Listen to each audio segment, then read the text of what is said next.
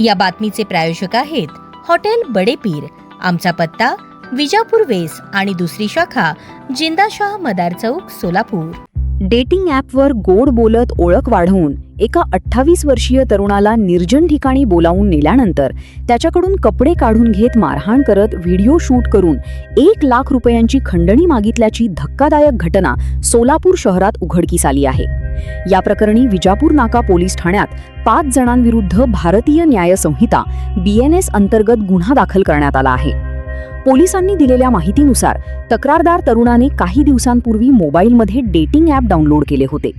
5 जुलै रोजी त्याची टॉप 20 नावाच्या प्रोफाईल धारकाशी ओळख झाली। संबंधित व्यक्तीने विजापूर रोडवरील सोनी कॉलेज परिसरात भेटण्यासाठी बोलावले। तेथे गेल्यानंतर त्याला दुचाकीवर बसवून रूमवर नेण्याचे सांगितले, मात्र त्याऐवजी एका शेतातील दगडी खोलीत नेण्यात आले। तेथे पोहोचल्यानंतर तरुणाला कपडे काढण्यास सांगण्यात आले। त्याने कपडे काढताच अचानक आणखी 5 जण तेथे आले।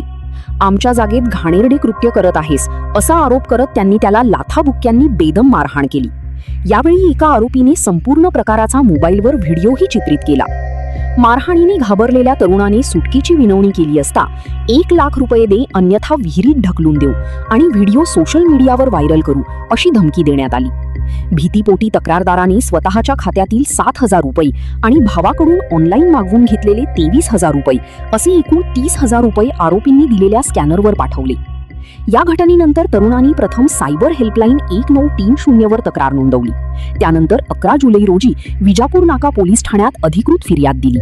त्यानुसार समर्थ कापसे, किरण अशोक राठोड वय 19, रितेश बनसोडे, स्वयं पडळकर आणि समर्थ अमोल चव्हाण वय 20 यांच्याविरुद्ध भारतीय न्याय संहिता 2023 मधील कलम 310(2), 115(2), 352 व 351(2) अन्वये गुन्हा दाखल करण्यात आला आहे।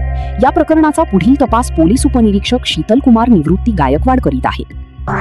ताज्या घडामोडींसाठी पाहत रहा लोकराज्य न्यूज मराठी।